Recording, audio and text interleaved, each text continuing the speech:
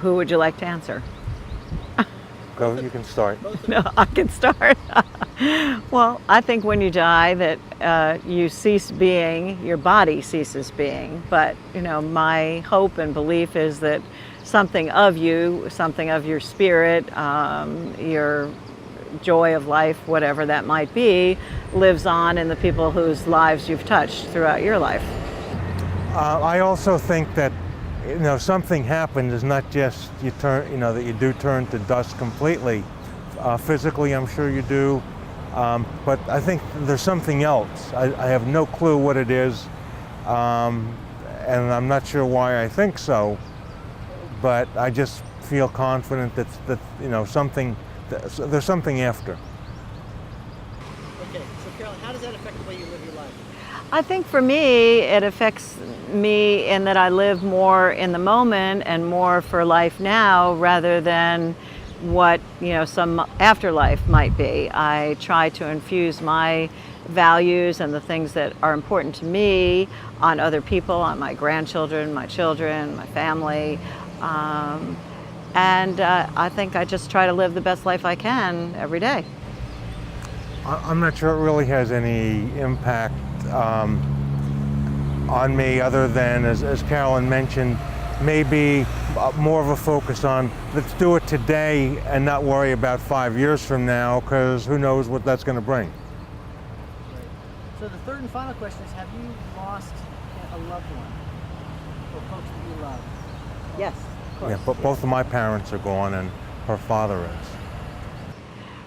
It was very difficult. I've worked in the field of aging, so I've lost many, many, many friends over the years, and it's always sad. And as much as you think you can be prepared for that loss, even when someone is terminally ill or has been struggling for a while, you feel, joy that they've ended their suffering, but sadness for you that you've lost, something of that person. I think it's just always difficult. My dad died, with dementia, and we really lost him before he physically died. And so that was a prolonged staging of death. My mother died first about 18 and 19 years ago, and my dad almost 15. And the last couple of years, he moved closer to us, was in a senior home. And so I got to see him more in the last couple of years than I had for quite a while.